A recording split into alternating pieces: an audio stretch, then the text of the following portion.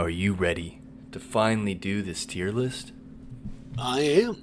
I'm fucking ready, and I think I've fought every single boss on this list. I That's have. I've fought every boss besides Count Ymir, who I could have easily fought, but I forgot. I mean, you're not missing. And no, that's not true. I don't think I beat one of the Ghost Flame Dragons. I definitely didn't beat one of them. I didn't. Well, excuse me. Not even beat. I didn't look for one of them. And I've beat them both. I think the Deathrite Nightbird I did see, but I didn't fight. Or maybe I did trash it. I can't remember. Dude, I took the Holy Great Hammer that had the amazing counter damage that you saw me one shot Gaius with. Yes, the OP build, yeah. Yeah, the super fucking OP build. And it was like 3-shotting Gaius. I literally one shot the Deathrite Bird.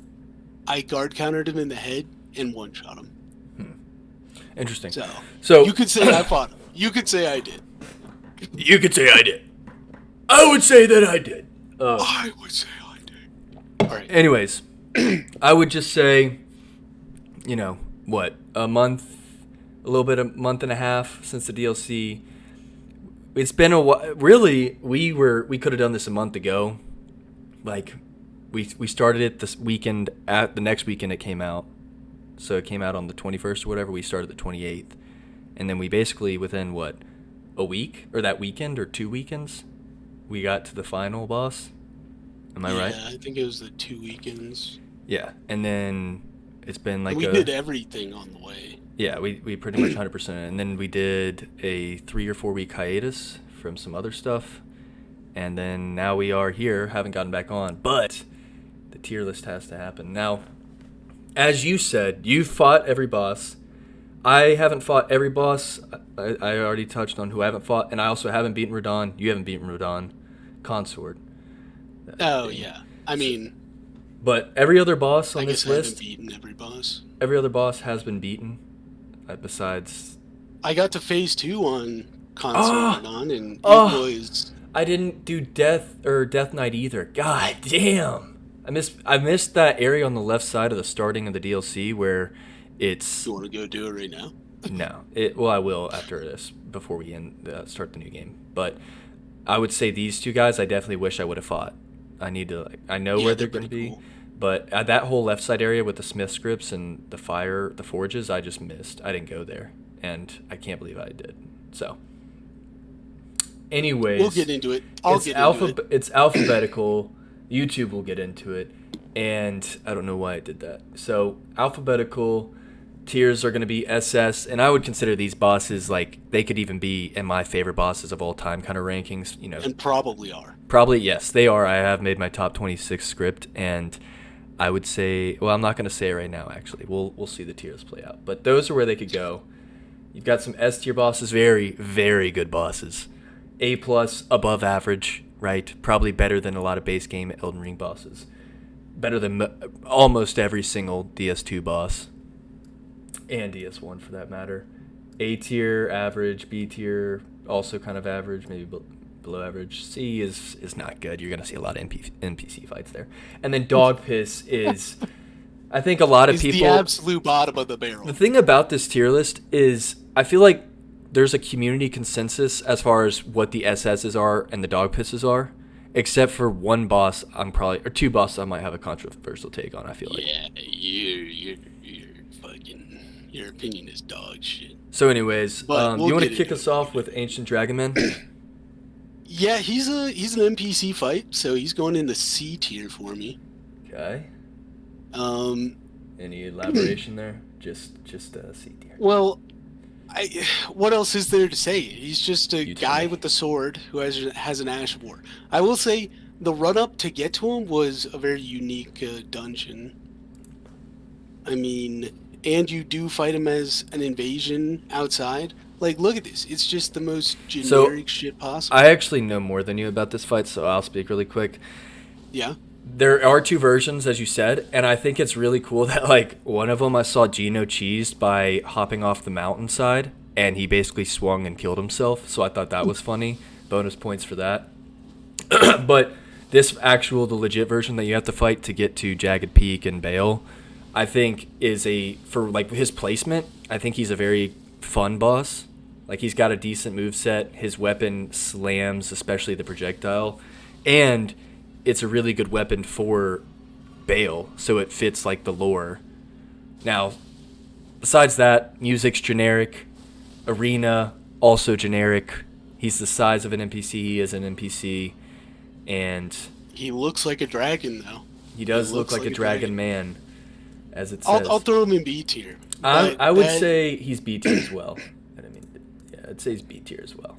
Yeah. Low B. Like an NPC kind of B tier.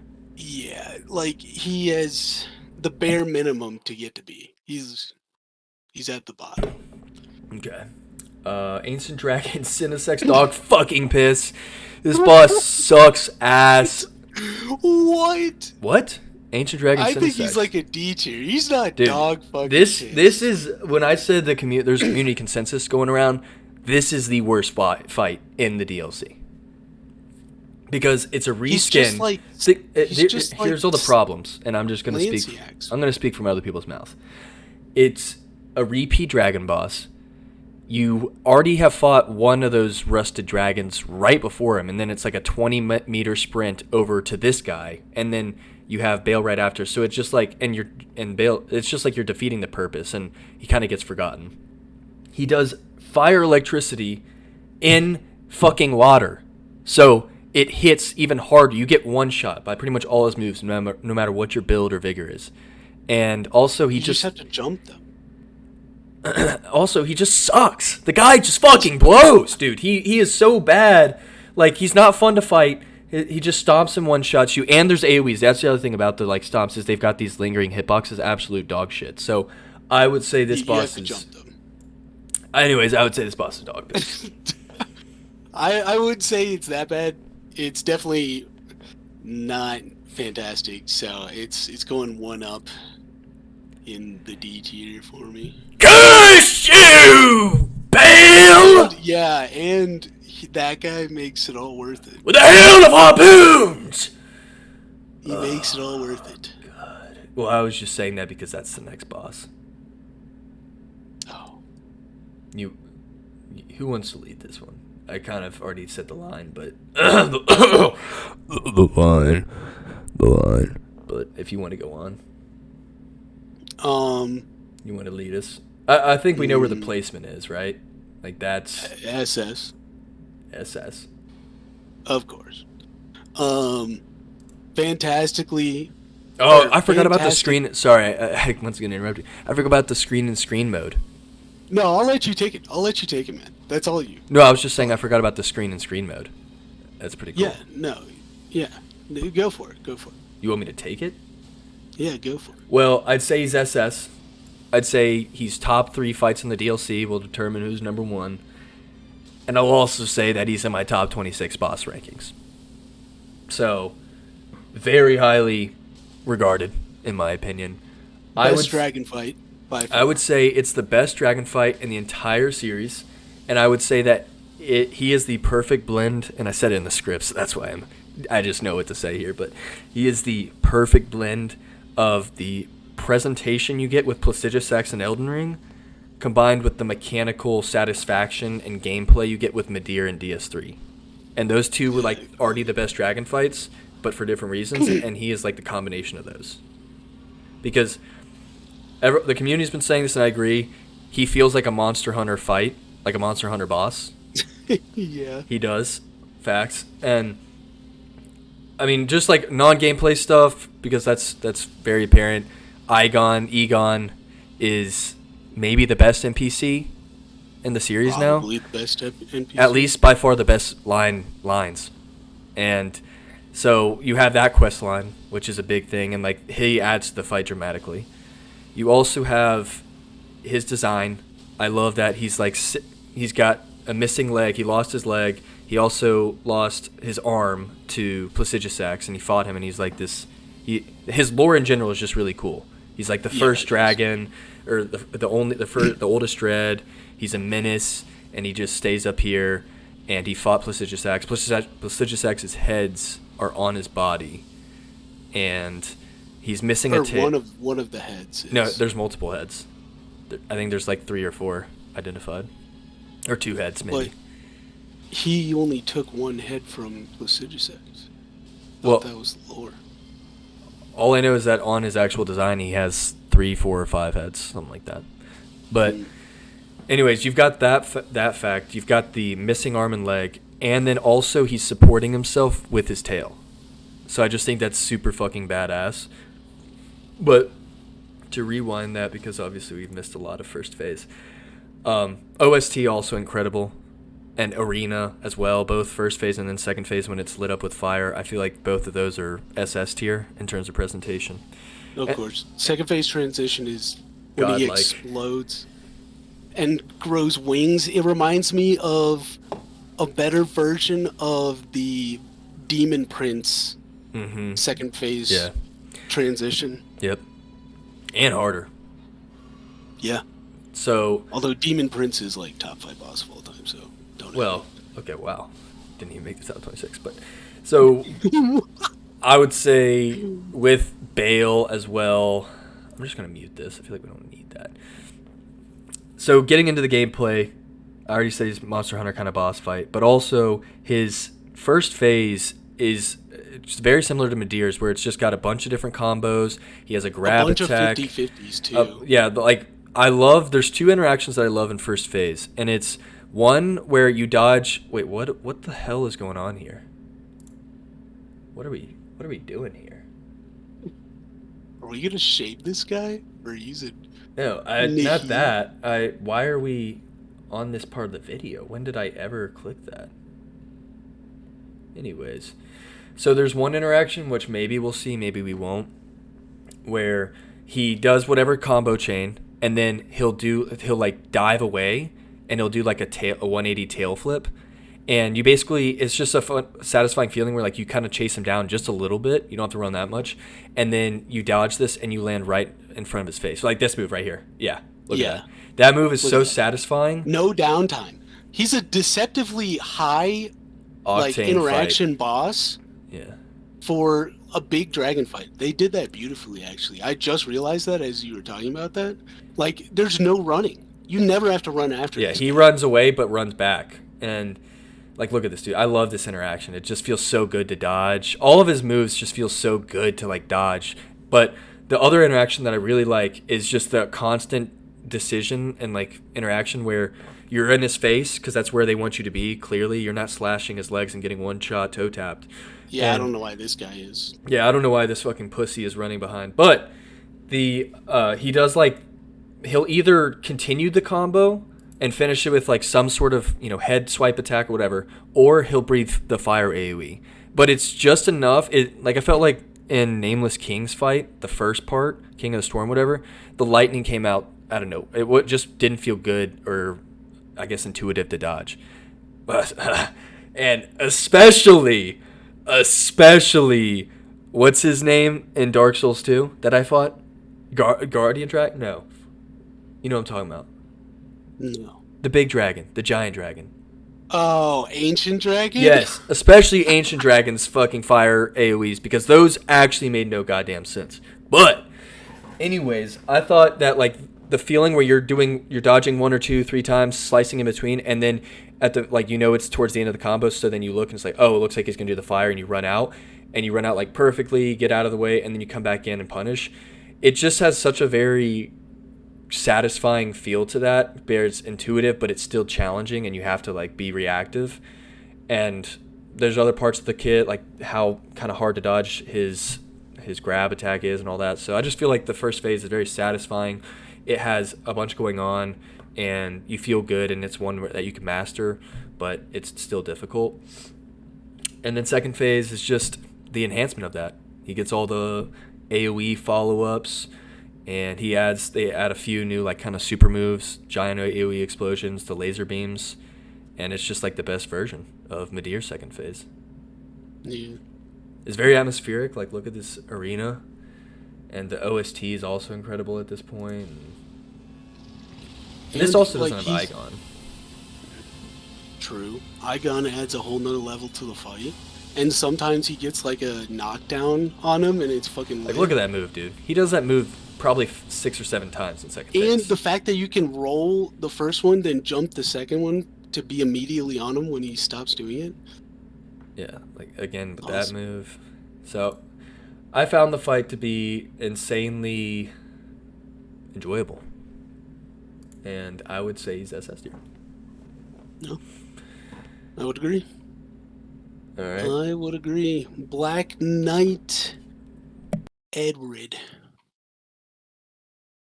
You know, who's this guy? Is this guy the one with the twin blades? He's the, I want to say he's the tongue one, the frog tongue. Oh, the tongue one. Let me just It's a confirm. little. Let me confirm real quick. He's probably towards the end, right? Maybe? Yeah, maybe he's towards the end. Oh, he's not going to be. How did these dumbasses not have it? These videos, dude, I'm telling you, these videos. Black Knight Erdtree. I spelled it wrong. 2 Ds.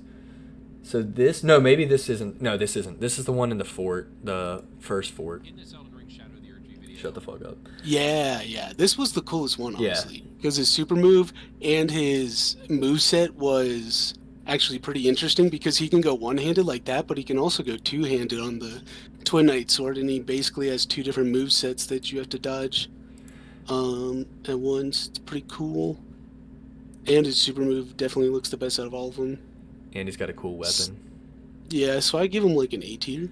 A tier? I would say high B. No, A actually, you're right. I have a lot of tiers and I think he goes in A. I think the other ones are definitely like B tier. The only, like, one of my only, I have 2 problems with this fight. The first is I wish they would have locked the door and the stairs up, so this was like forced if you wanted to continue through the fort, so that added stakes. Kind of, he has the same setting as what's his name in the base game, where you fight him in the kitchen table. He's multiple enemies. Why am I blanking on his name? It's the guys that come out at night. The guys. Oh, Briar. Yeah. Elmer of the Briar. Yeah, he has that kind of setting, and that similar flow state of dodging combos. I just wish they would have locked it off so that you were stuck in there, and that he was like a little more, I guess, insane, different design, whatever. Yeah, he eventually becomes like a normal enemy, but I think in this case it doesn't really affect me as much because a lot of the normal enemies in the DLC I would be fine with giving an A tier as a boss. Yeah. Like those Guys, divine birds. The lions. Yeah, I mean it's kind of insane. I mean the lantern guys in Abyssal Woods. Those the are final guys who bosses. like have the 2 circle blades that fucking The destroy little you. mentor looking guys. Yeah. Yeah. So I would put him in A tier. Fire Knights. Sure. Some of the Fire Knights are pretty fucking insane. Geru, I think we can just go ahead and place. We don't really need to look at, but he's the guy with the tongue. I actually preferred this. Oh, the other thing about Erdtree. I'm throwing. The other thing about Erdtree. I'm throwing the other 2 back down onto B tier. Yeah, I did too. I think Geru's below Erdtree because his gimmick is a frog's tongue, but it's not that hard to dodge and it's not as cool. Yeah. It's just weird. It's just like it feels more like a basic enemy moveset rather than a boss moveset like on the other guy. And it was more special with Erdtree because he was kind of the first of his type, and you encounter him very early on, so he's a little bit more difficult. Versus Geru, who you find mid or later, and you've already seen it before. It's just slightly different. So Actually, the Black Knight Gale Knight or Black Gale Knight. Black Jail Knight. Yeah. Black Jail Knight. Is that the first NPC you run into at the very beginning? On the left in the mausoleum. Yeah. I mean, this guy, this was when we went in underleveled. We didn't have any skidoo or shattered fragments. Or at least when I did it. And I went straight to this guy and I got my ass beat. Well, this guy's playing like a fucking pussy. I mean, fingerprint shield. Look at his, yeah. Look at him, bro. Look no further than what he's fucking wearing.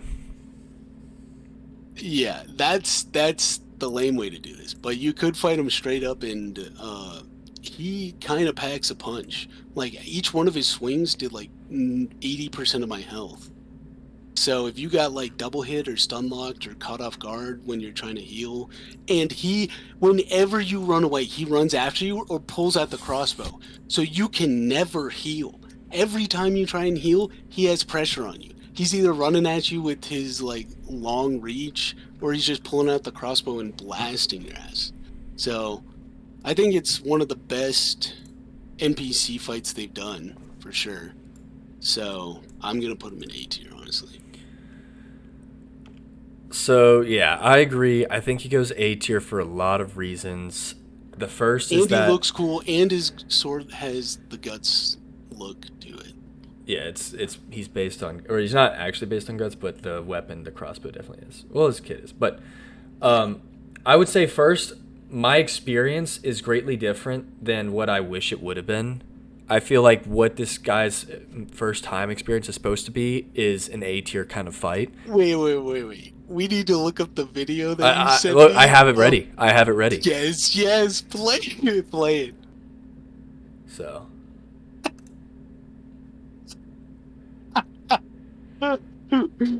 Black Gale Knight when you try and heal. Yep, Black Jail Knight every time I try, the moment I pop a flask. Yeah. So, I think like, well, yeah, that gets into like my whole argument. First off, my experience with him was not A tier because I started off on the right side. I went through Rolana's bullshit, and I didn't fight Black Jail till I was way better in the DLC, like way more fragments and stuff. So when I fought him, it was like maybe 5 or 10 attempts, or maybe even less. And I'm pretty sure I used the karate NPC, or just like the run R2 strategy, run R1 strategy, you know what I'm talking about? Oh, yeah. Yeah. So I basically did that to cheese him. I didn't really have that hard of a time.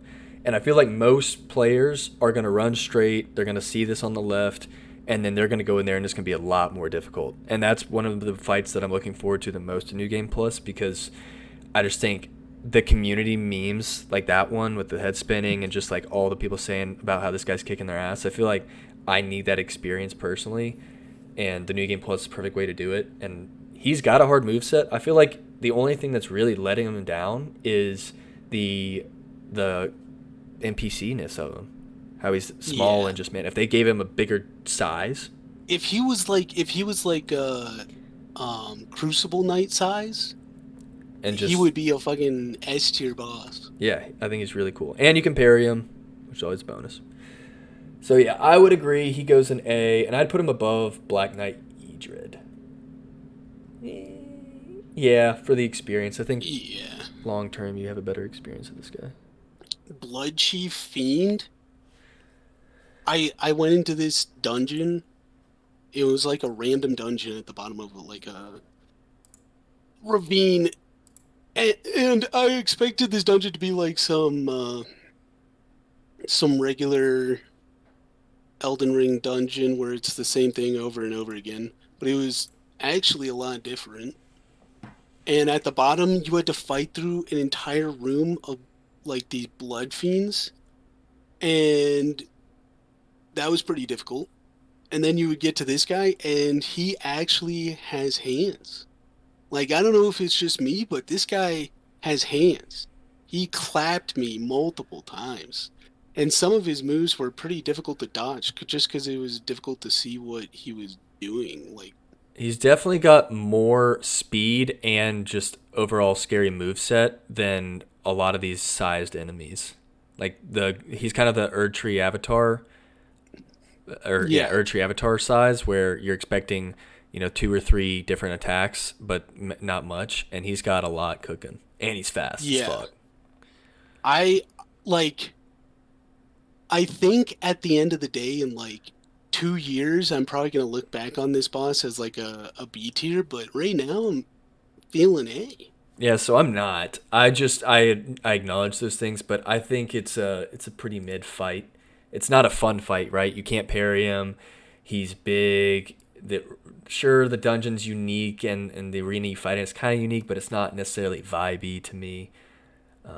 So I would give him personally a B, and that's a low B. It might even be below the NPC.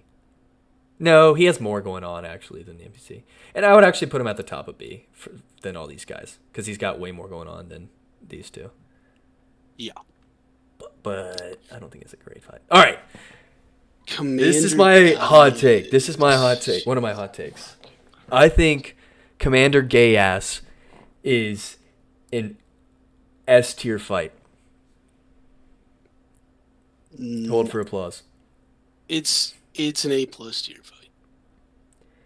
I feel like most of the community, lower skilled community, excuse me, have this guy as a D tier fight, as one of the worst remembrance bosses in the DLC.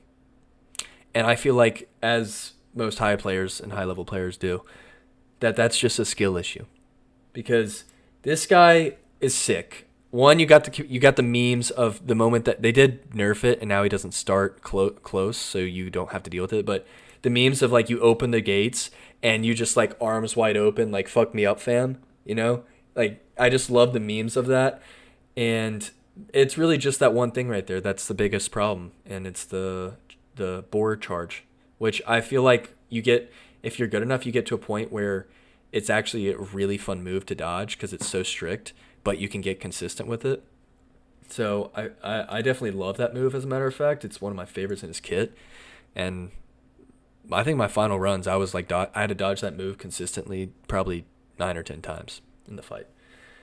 But besides that, I just think he looks cool. The whole like armored man on the boar is unique, and I love the purple and the helmet and just the manliness of it. Soundtrack is nothing special. The arena is nothing special, but his moveset is really good. He's got like so much of this fight is just very difficult, and it demands a lot out of you. It's strict timing on the charge. He has like the 6, 7, 8 hit combo that like you kind of have to roll through 2 attacks on one roll, otherwise you're going to get hit by it. So you have to be very patient and just find the right timing to roll on that. And he's got I don't know, he's very like fun to just learn the fight and get good at.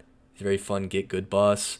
I think he's got a very deep moveset too. Like he's more than a lot of the remembrance bosses and bosses in general. He's got so much going on. Second phase is cool because you can see he gets like gravity magic, and he goes sicko mode with a bunch of spectacle. So yeah, I think he's a very fun fight. I'd give him at least S tier. I'm not gonna give him this year. Just can't do it. Okay. Skill issue, but sure. Count Ymir. I didn't fight her. This is going in D tier. This guy literally has 3 moves, and you just beat the shit out of him when he's not doing a move. He has the fingers that go up around him. He has giving birth to a little finger child, which is fucking disgusting. And he has shoot the one spell at you. That's all that's here. It's literally one of the least thought put into. This is the boss that had the least thought put into it out of all of them.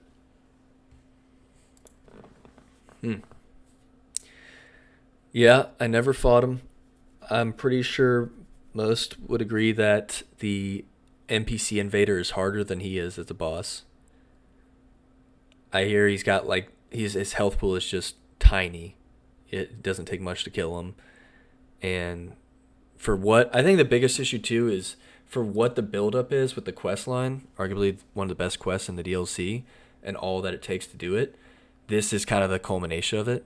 Like you have Medir or Medir, whatever, as like this big old spectacle boss for the quest line, and then you have this guy.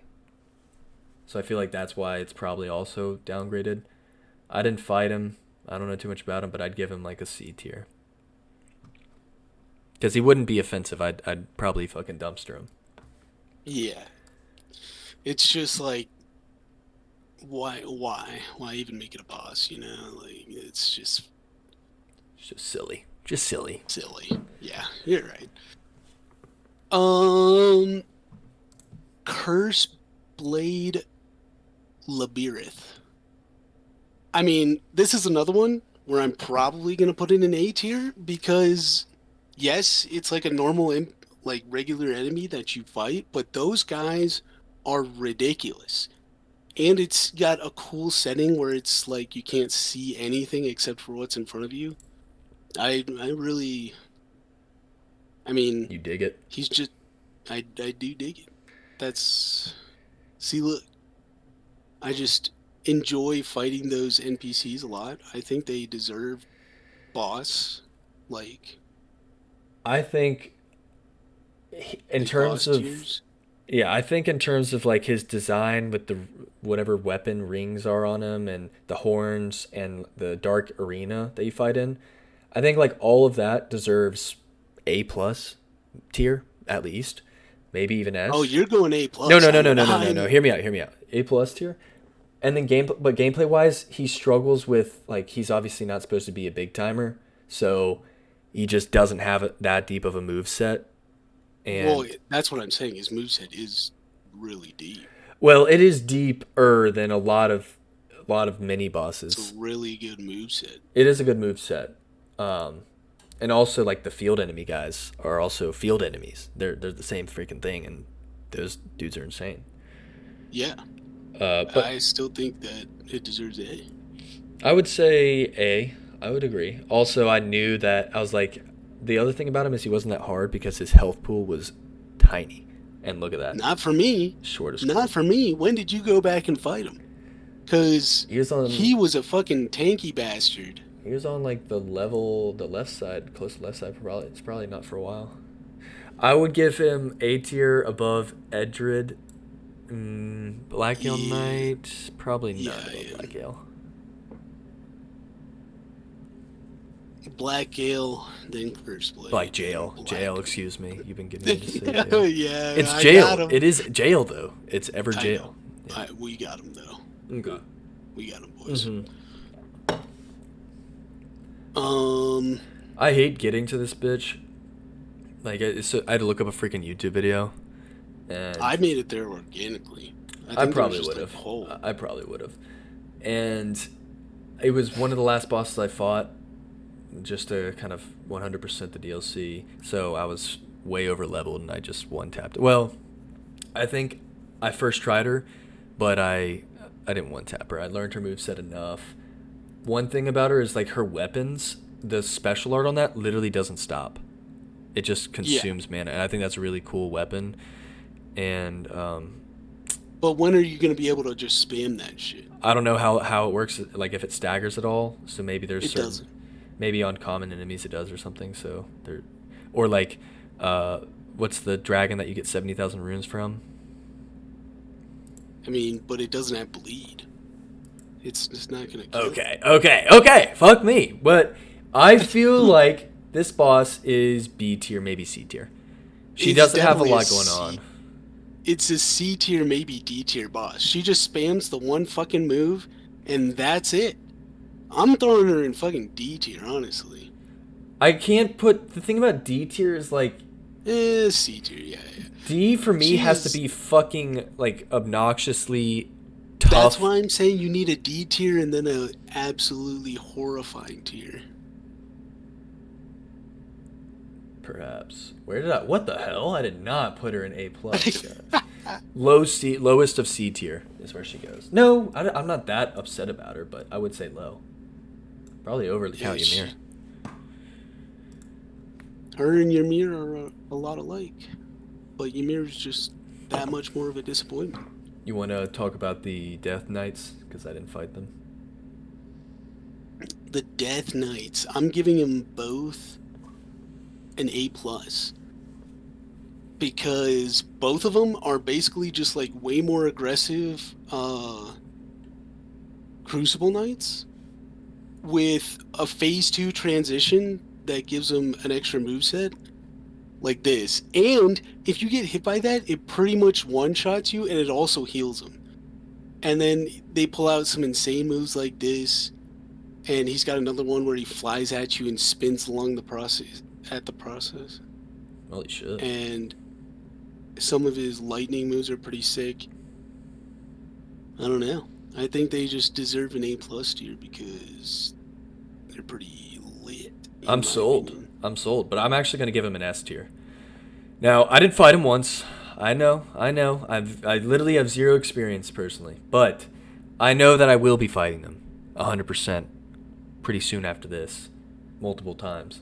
And I agree with everything you said. Like, their design is cool. It's unique. He's got the double axes and the horns, and beside, like, the only kind of lackluster thing about it and why it could be lower is that it's kind of a common boss and it's in these catacombs or whatever, so you're not getting like a cool arena. But I think that first phase, I feel like this boss in most other Souls games is an S tier boss, kind of, or at least an S tier boss. Yeah, look at that move. Like, it's the fact that you're looking at the quality of Elden Ring and the scale and size of it, and that it's like presented down here in these catacombs. But if he was given a huge backstory and a spectacle presentation and all that, like, probably people would have him super high up. Yeah, He's just got a lot going on. I mean, he's probably got a better moveset than what's the final boss of DS1?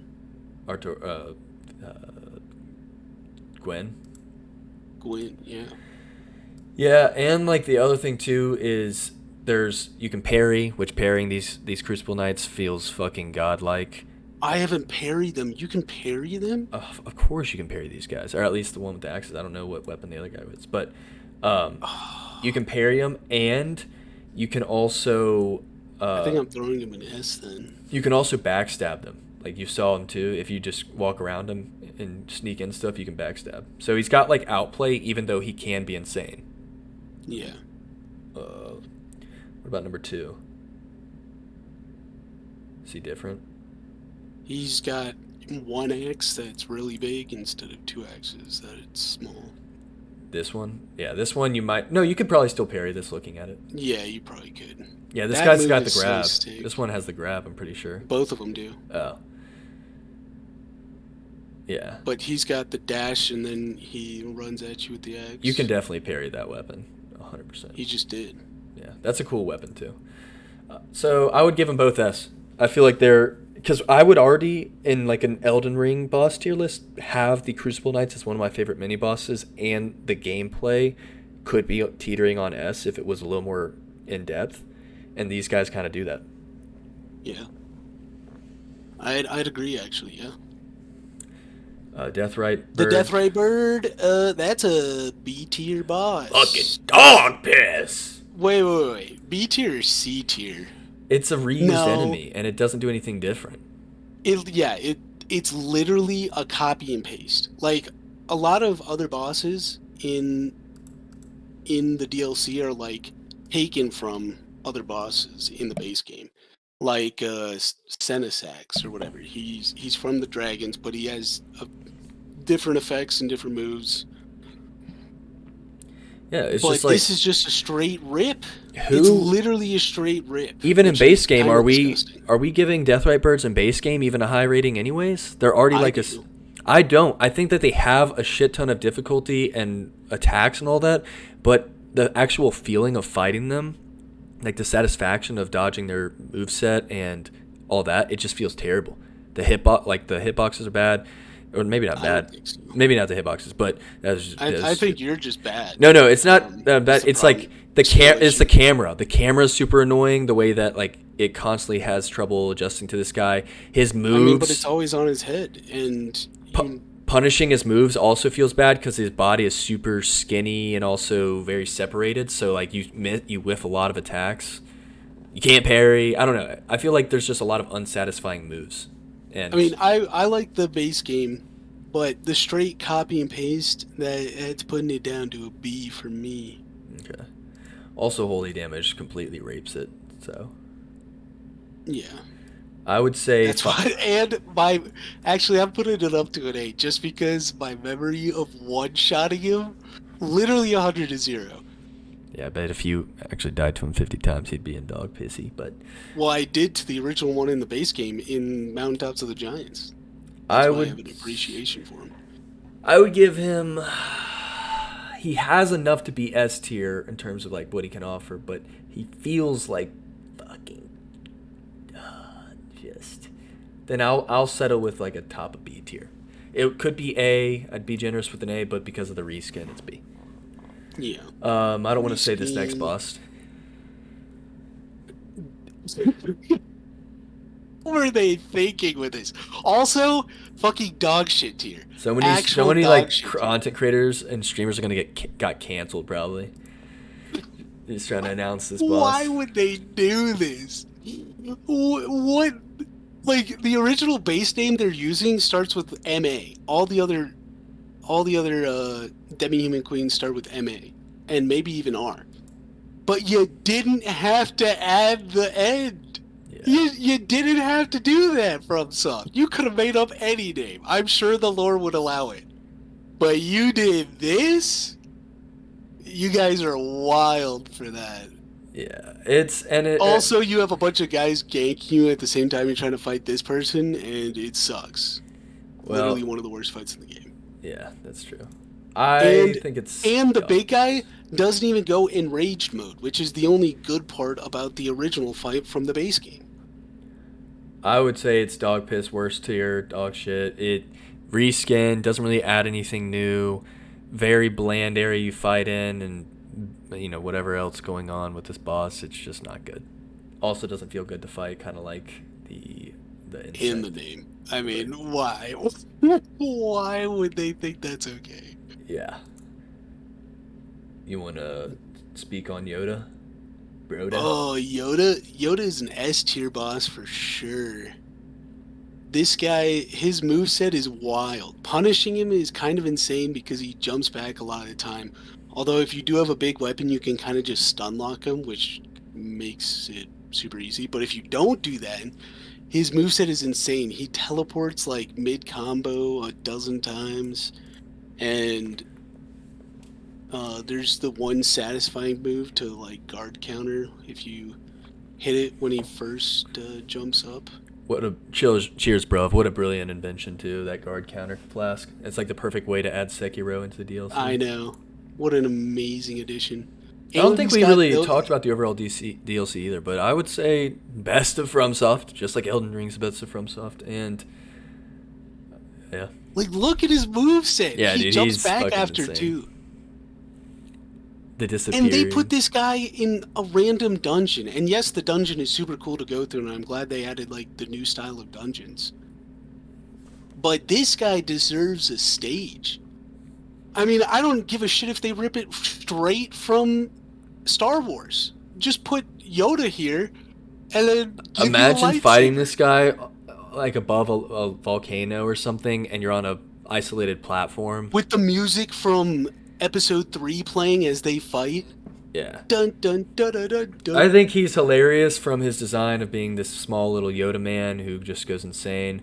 You already touched on the moveset. Like it's just a wild, crazy ass moveset. He's fun to fight too because just like you're constantly getting jumped on and it's very exciting having to deal with it all. A lot of pressure. I wish that they would have upped his health pool and maybe given him a second phase. But when did you fight these guys? Did you not fight these guys? These were like towards the left side. Yeah. Yeah, I didn't fight the left side till like after I'm pretty sure I did Rolana and I think I got to Bale. I didn't do Bale. And then I may have done Mesmer before I went to left. Jesus. I fought these guys before I had a single Shadow Tree fragment because I didn't even know what those were. It's definitely not true for me. But maybe that's true. And they were insane. I would give him an A+. He'd be my first A+. I don't think he's S. He doesn't have enough to be S, but he's A+. He's S for me. Just from... Because this was the first one I fought. And it was the first one where I realized, like, oh, these side dungeon bosses aren't, like, watchdogs. They're actually something cool. So I was like, got me excited about all the rest. So he's definitely S tier for me. All right. Divine Beast Dancing Lion. Is this the first one or the second one? This is the first. Let me confirm. Yeah, this is definitely the first. This guy's an A+ tier for me. I know you're gonna have different thoughts. Whoa. I know. I don't even see the second Divine Beast. These dumbasses didn't even. Yeah, I don't see it either. All right. Well, but we can rank it. Yeah, we're definitely gonna rank it. So hopefully there's there's audio listeners, if you know what I'm saying, because this needs to be discussed. But yeah. He's an A+ tier for me. He's got an amazing design, and go off, King. Just no interruptions, please. Some of the moves, all of the moves, are extremely unique. Some of them are hard to like see what he's doing, but once you get the hang of it, it's pretty easy to tell. I think the only like downside, like if he didn't have second phase lightning, that was pretty much just random to dodge. But although it's not random, because you can dodge certain directions to avoid it, so it's pretty much just adding on to the combo originally in pretty unique ways. But the thing it does do is that it forces you to... I fucking love the way you said that. Like the way you described that. Yeah, it was pretty good. The difficulty really comes in you realizing that, and you, instead of just like dodging the move you would dodge in the first phase the same way you dodge in the second phase, like sometimes you have to dodge to the left in order to be able to dodge the lightning. But some people without skill don't realize that, and that's why they'll put this down in like a lower tier, because they don't know how to do it, and they don't realize that it's like something you can dodge consistently. So yeah, I mean, I love everything about it. The second phase transition is unique, and it's not just like, oh, he has lightning now. It's like, oh, he changes between the elements now, and each element requires you to dodge in different ways. Like some of the ice moves require you to jump them at proper timings. Some of the wind ones require you to dodge away instead of into him, because the hitbox will linger. And then the lightning is specific to each move. Are you just giving us like his moveset? I'm describing how it's intricate and cool to dodge. Oh. I thought you were like going down a fucking Wikipedia list of what this dude does. No. But see, there's specific ways that you can position yourself in order to avoid certain attacks, and it changes throughout the entirety of second phase. So yeah, he's honestly an S tier boss for me. Now it's your turn. Like, my first the problem I have with this one, the main one, is the dungeon, the legacy dungeon, if you even can call that you go in, not that interesting. So that's a big problem I had, is like, you don't get, this should be like the same level as Stormvale, and you don't get that. So big points off that. And then also, I started on the right, as we may have mentioned. So I didn't fight this guy until I'm pretty sure I had 9 Shadow Tree fragments, because I think I like went up to 9 and then stopped from 9 until a final boss. But I had 9 when I fought this guy, so I didn't get as intimate with his moveset the same way that you did, so that you could describe all those interactions. Like, I don't necessarily remember it that way. I just remember being strong enough and tanky enough to where I learned most of what he had going on, and then the stuff that I didn't, or that I never figured out, I would just out heal it. And so I still thought he was a good fight. Fantastic. My problem is, like, it only took me 45 minutes. He wasn't the first boss, and I should have fought him first, and it would have changed my experience maybe. But also, now that you've mentioned described kind of the intuitiveness, or like the ways that you can adapt and actually predict and just master this fight, that has made me appreciate it a little bit more. But he's going A+ tier. He's going A+. The camera is fucking abysmal. God damn. And also you can't fucking see shit when he's in your face. God damn, dude. The other one that let's go ahead and say the other one. The other one, the Black Death one, the Deathrite bird or whatever. I'm blanking. The one that insta kills you is so bad. At first I was like, oh, that's really cool that they added this guy later on and like this variation to make him a little bit different, and that it's in the Rau base or whatever that base is called. That is really cool. And like when I got to him the other day, I thought it was very fun to experience that and the whole build up to him. But then you get to him, and you better kill this guy first try, because I didn't, and I died about 10 times before the game crashed, and then I crashed out. But it's just the fight wasn't as special as it was in the other variation. The arena wasn't as big. It was very claustrophobic. And the guy, it made me like realize I can't tell what this guy's doing. I know that there's subtle, big old body movements, and you're going to say there's tells for stuff. But it just felt like there was so much of his move that I kept getting hit by, because I'm like, I can't fucking see what he's doing. And that's why I think that boss would also be in like one of the, probably dog pissy tier. I probably wouldn't put it in dog piss tier, but did you fight the it? death blight takes away so much from this boss, because not only is it hard to see what he's doing originally, but then you add the mist, which covers half of his fucking body, and you can't tell what he's doing. I mean, and they just take away another element. So he's basically just doing death. And a lot of what made the original boss unique is taken away in this version. And then you add the stupid ass, what are they called? The little things that shoot death? Oh, obelisk, whatever. Basilisk. You add those things in, Obelisk, and it just makes it unbearable. Because not only are they spreading death, so more death, more fog, more you can't see, but they also attack you on top of it, on top of him attacking you, and all the uniqueness of the first fight is taken away. Like, yeah, you kind of have to... Oh, there it is. It's right here. You kind of have to, you have to kill those guys for the most part, otherwise you just can't function in the arena. And they're going to catch you. So it's like you have to risk it, but then you're going to get hit by either another one of them because there's a group, or the big guy. And it just doesn't, it's just not fun. And I hate that, all of his special effects. It spawns more every time he switches, too.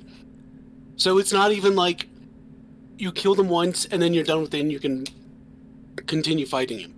No. You have to repeatedly do it if you really want to. And I just gave up on it. And then all there was death blight around the entire arena, and I can't see shit. Yeah. It's just not great. And the camera doesn't help, and the tight spaces don't help, and he just does so many movements that I could not tell what was going on, and so I just found it frustrating. That's why he would Deathblight version down there. But as the other version, I would say he's A+, top A+ for me. This one's quick, I feel like, right? C tier, maybe B tier. Yeah, it's C tier. This has never been a fun boss to fight. You can't parry. He's got hard skin, so weapons can bounce. He's just not a fun feeling of a fight, and they reskinned him. They literally did nothing. The same exact enemy that we've already fought twice before. Yeah. I mean, there's nothing else to say to it. Is that Chipotle or Popeyes? Don't worry about it. It's probably Popeyes. So, Furnace Golem, I don't even really consider this a boss. And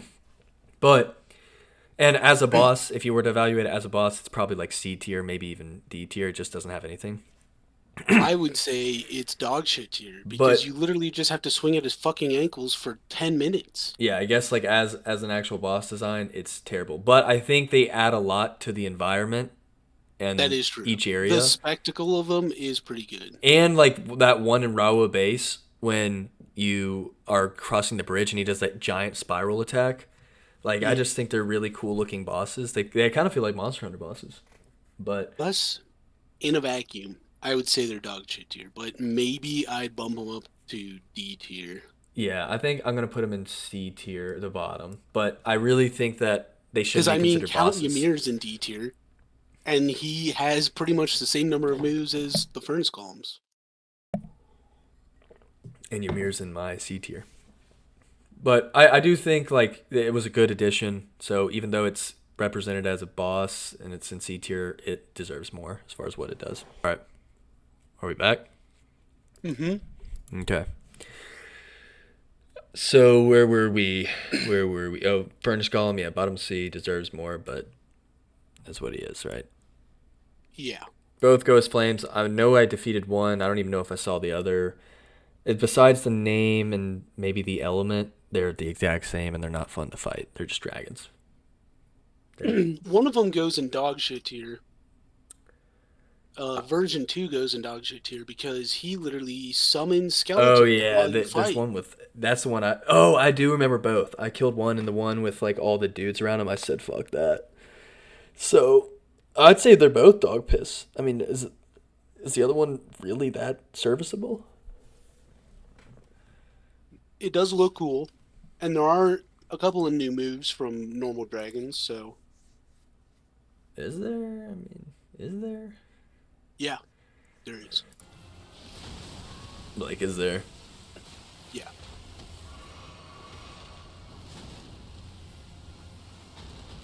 I mean, they just have the same moveset as every field enemy dragon. Not that. They don't have that in the base game. But that's. Or they don't spam it, at least. They don't use it very often. But are we gonna give it credit for having a move, even if it's good or bad? I mean, come on. Come on. Yeah. I think they're both dog piss. Like, sure, maybe one version without all the enemies and the army behind them isn't, but they're still just bad. There's bad fights, and wow, holy shit, they're lining them up for us. Yep, another dog shit. Another dog shit. Oh my god. What were they thinking with this one? What were they? You put a massive hippo with huge hitboxes in a small, tiny ass room. And the second phase, good luck dodging all those needles. I still don't know how to do it. I still get hit by some of them. I just have so many problems with this boss. Like, one, just in general, everyone can see it's not a fun boss to fight. It's a giant one. The appearance is terrible. You can't parry. You can't have that intimate dance with it because it is a big type beast. The biggest issue people had is the grab, myself included, if you fought him early on. But they did actually, one of the only balancing changes was they made this grab better. Yeah. But, like, that was needed. It was just way off balance. It's artificial difficulty. And I feel like it's just too simple of a moveset. It's also just a massive disappointment that you're in the first boss in Shadowkeep. Like, this doesn't even feel like he belongs here. No, it doesn't. You need, like, a mini Mesmer type enemy, and this is what you get. It's just... Like, I would be more impressed if they put, like, a slightly altered version of a Fire Knight. Yeah. Because those guys have insane movesets to begin with. And why wouldn't he be here? Yeah. I think the design in second phase with all these pines or whatever they're called on him, that's cool. So, like, give credit to him there. And it does add more to his moveset, but it's not much. It's still very basic. Yeah. Why wouldn't they just put a boss name on a Fire Knight, dude? It would have been so easy. Yep. I agree. God damn. Another one. Another dog shit tier. Oh my god, they're just... They want them all, apparently. Oh, Jagged Peak Drake? Yeah. Yeah, I mean, this guy is just a straight up reskin. No moves, no new moves, no nothing. Absolute dog shit. Not to mention, what they reskinned from wasn't fun to begin with. It doesn't matter where it is. Yeah, it's dog piss. It just, like, the reskins, the basic field enemy dragons. There's already 20 of them in base game, And they added 2 of them. 2 of them. and it just takes. So I get the importance of like the environmental storytelling and the lore for dragons to be in Dragon Peak, or whatever, drakes to be in Jagged Peak Drake, and to be close to what's his name. But this shouldn't have been a boss. It shouldn't have a health bar. And you shouldn't be required to do it to summon Igon. And I get why you are, but that just makes summoning him so much more of a pain. Yep. So I agree. Lamenter, I thought Lamenter was pretty cool. But also weak sauce, and at the end of the day. I was about to say, did we fight the same Lamenter? I just think design-wise and moveset, he's better than a mini-boss that you could get. He just spawns a bunch of dudes. Oh, maybe I'm going back to the... And, yeah, like, what do you mean? Yeah, maybe I thought he was similar to the guys with the hook little weapons. I can't quite... Oh, No, yeah. he just spawns a bunch of dudes who fist your asshole. Yeah, maybe I didn't do this one, actually. I think I remember this Gankfest. But... Yeah, it's... And if you don't kill enough of the enemies, he insta-kills you. Nothing you can do about it. Maybe It's a dog shit fight. C tier? I just didn't fight him enough to say that maybe he is dog shit. I don't know. Accepting counsel on this one. If you don't kill enough of the enemies he spawns, he insta-kills you. If you don't do it quick enough. We'll give him D. We'll give him D. Only because it helps with the extremities of this next boss. We're going from the bottom to the top, baby. Let's go! Let's fucking go! The best! Mesmer, my boy, get up here. Get up on stage. Get the fuck on stage, Messi! Yeah, I would say this boss, spoiler alert, is my favorite boss of all time in the entire series. And he's the best boss in the DLC, and he's the best boss in Elden Ring. I think he is perfect the same way that Artorias was perfect for DS1. Like, that was the experience and the boss that they envisioned for that game, and it worked perfectly as far as gameplay and flow. The same way that Fume Knight was for DS2, and Gale for DS3, and so on and so forth. This boss felt perfect for Elden Ring. Like, it was just the ultimate blend of all the goodness that they can offer. He's got speed. Well, he's got the presentation. The Shadowkeep's a really cool legacy dungeon. It is kind of weird where you fight him in this little closet hidden thing, but the actual atmosphere of the His room... intro scene? Mongrel intruder. Intro scene, goated. His arena, atmospheric. I love that. Like, it's dark and cloudy, and all his like flame attacks or embers just light it up. So it's just a really cool spectacle. Most of the phase 2s for a lot of bosses are just like the same as phase 1, but you add on a few moves.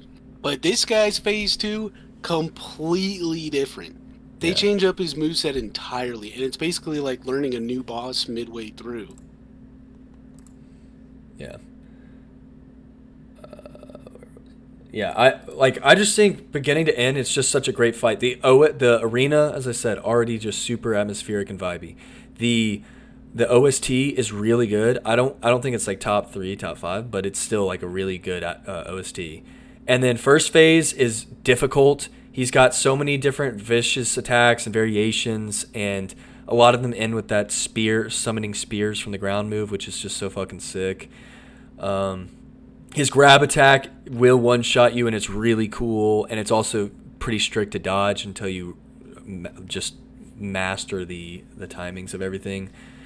And so I just think like first phase is perfect. Like, it just has such a great balance of hard to learn but easy to master, and then you kind of just get in a flow state with this boss, and a lot of his moves are very spectacle-like but also just mechanically satisfying to dodge and interact with. And the fact that they made him parryable for some of the moves and not parryable for others. That's like, makes him the most difficult parry boss in all of Soulsborne.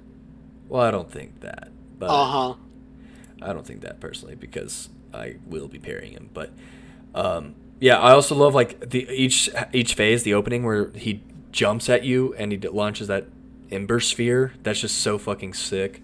And I think that what is it else about first phase? I mean, that's oh, the other thing is like he's got this one move where he does it's like a semi waterfowl, and it feels so right to dodge. Whereas Millennia's, it's like, oh, I accidentally hit it up. I accidentally swung when I was 2 feet close to her. I'm dead. I guess I'm dead. It's like instead of having to just constantly back up and be like bait the waterfowl out, with this, it's like no matter where you are when it comes out, you know it's about to be a fun, exciting, but hard move to dodge. And it just feels like I'm trying to remember the flow state I was in when I would dodge it, where it's like I think I would roll forwards first, like that. Yeah, roll forwards, roll back, and then like kind of sit on top of him like this, and you roll into him on the final hit. It felt so good to dodge that move, and it's still the perfect round of balance as far as like how hard it is. But as you said, second phase, completely different, but still like. It adds way more spectacle, obviously, with the snakes, but it still maintains some mechanical intensity to it. Because, like, you have the giant AoE snakes where they're just diving into you, and those are very much like a Rykard situation.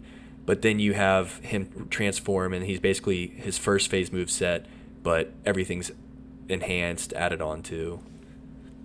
The Wombo combo, Millennia Waterfowl dance move is, like, adds 2 more extra steps. Yep. My only problem with, and the second phase transition also goated, but my one problem with second phase is that I think the transition between man and serpent is too long. Like, yeah, it gives him too much punish time. Yeah, if they fix that, if they like halved his punish window, he would be a lot harder. But I feel like second phase is easier than first. Besides that, as an experience, at least for the one time we fought him, it was a perfect 2 hours for me. I had a blast the entire way through learning him. I wish that he was harder, which a lot of it comes down to second phase and his health.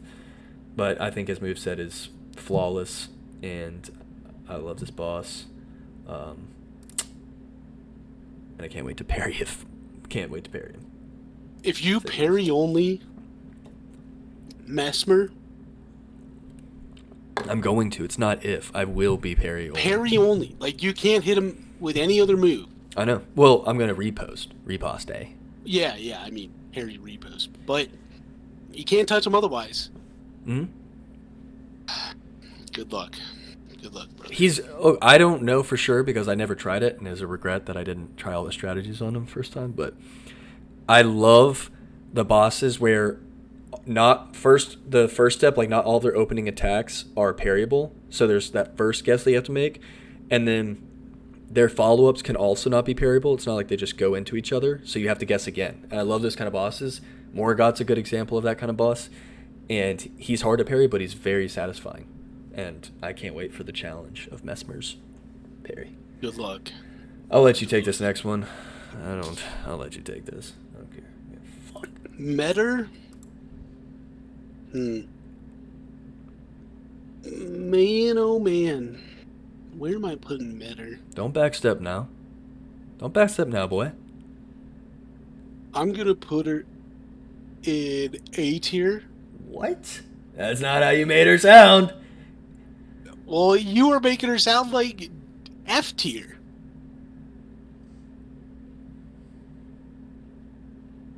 Presentation looks cool. The boss does not look cool. And fighting her up close has some huge problems like that. But I just so happened to pick up the Claws of Night right outside before this and decided to use it on her. And that was the best decision ever, which drives her up to A tier for me. Is because when you're using throwing weapons, and you can be at a distance a little bit, a lot of the bullshit that you run into when you have to be right up next to her, you don't have a problem with. Like the little sidestep move, it never catches up to you because you're already farther away. And the finger poke move as well. Just a lot of the annoyances with the boss go away. And so basically what I'm saying is that this is a throwing weapon boss. And if you use throwing weapons, your rating's going to be a lot higher. Which This I move could absolutely see. is fun to dodge. You can actually and- stay under it at the very beginning. Yeah. There's a gap. And her second phase transition is fun to dodge as well. But there is problems in second phase as well with But her that spawning transition, the balls. to comment on that transition, it's one of the most unique ones. Like once you figure it out, it's kind of a waste of time. But I think like the actual genius of the design of it's pretty interesting. Yeah. Like if you And, walk backwards, you get hit. If you walk too much forwards, you get hit. And the whole time a laser circling, so you think you can't stand still. So what do you do? What do you do, Aiden? I thought that one wasn't dodgeable. No, remember you basically just inch up forwards right outside like the inner circle barrier. The first one always hits you though. Oh yeah, Pretty sure. that for sure. Yeah, you're not dodging Yeah, that. fuck that move. That move's horrible design. But This right here. No, not this. Not this. yeah, this. No, not this. This first one always hits you. No, you can run up, run forward. No, the second one you can run up on. Oh, maybe. Okay. Yeah. But the first one always hits you no matter what. You just have to be at such a far distance that you outrange it. And that's one of the worst moves that I've ever seen. So Gotcha. if she didn't have a lot of the bullshit in the second phase like this, where the balls like instantly come up and have an immediate hitbox where you just get hit constantly, and there's nothing you can do about it, and the other move, the laser move that you can't dodge, she would be an A+, probably S tier boss for me. But she has a decent bit of bullshit, and especially if you're fighting her in melee range, then she's like D tier. So, based on your rankings and our opinions, I feel like if you have it in A, I should have it in dog piss instantly. But I'm gonna keep it in A, even though I feel way differently about this boss. Bottom of A. Actually, no. Why are we Don't being? backstep now. Yeah. Why are we exactly? Why are we being generous here? This is a bottom of C tier fight. Bottom of C. I would rather fight Furnace Golem. Now, let me explain. That Yes. is a wild Yes. statement. Okay, yes. Does this boss have the arena, the build-up, the presentation, the OST, the quantity of moves, and quote-unquote bag that a lot of upper scale, higher, bigger, more important top-tier bosses have? And Yes. she's got a fingussy, dude. Yes. She is probably S tier quality, maybe even higher in terms of that. But the problem is the gameplay. She just isn't fun to fight. The finger enemies, big or small, are not fun to fight. Are they eye-popping or like, do they catch your attention? Are they unique? Sure. But they're not fun. You can't parry the boss. It feels like a modded boss in a lot of ways, like how quick some of the attacks just chain out or come together. And before I discovered light rolling, when you're like medium or heavier and you're fighting her, this bitch, the fingers on the sides are the most aggravating That is way true. to get hit. Like, that's Fighting why. her at range is optimal, right? Fighting her up close with light roll is annoying as fuck. Fighting her up close with medium roll, you're just getting blasted. And You have to can't really heal fight through up close. everything. Yeah, you can't really fight it. And you can't guard counter it because it's a several hitbox thing, so it just wears you down. But I don't know. I hated fighting this boss. It just like ticked me. Like that was the first boss in the DLC that like truly upset me where I wasn't having a good time. Even though it was hard, right? That like as masochist Dave here, if I would love the challenge. I love a challenge. But that was just like annoyingly frustrating challenge. And I think it was my second longest boss so far besides the upcoming Prime Concert Rodon, of course. But like this boss took me at least 4 hours. There's a lot of unsatisfying interactions. Bottom of C. It could even go D. Yeah. Interesting take. Midra SS. God. If you don't put this SS, I'm gonna bitch slap you right fucking now. What are you talking about, dude? Dude. I think I'm putting him at the top of S. Actually, I have the Death Knights in S. What am I doing? What are you doing? Friendship over. No, so There we go. Midra so to he me. is in the. Go on. Does that look right? Yeah, that looks right. Tim- So he's in the top of S because the area that you go through to get to him is super cool. It's dark everywhere, and you got those things that just madness you and chase you forever. And once you get to the mansion, it's all pretty cool. You got to go through a bunch of paintings in order to get to the end, and it's like the level goes back in on itself. It's pretty cool.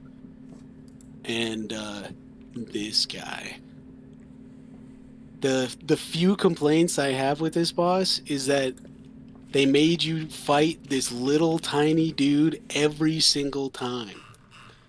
Like, I don't want to fight this guy when I'm doing a parry build because it doesn't work on him.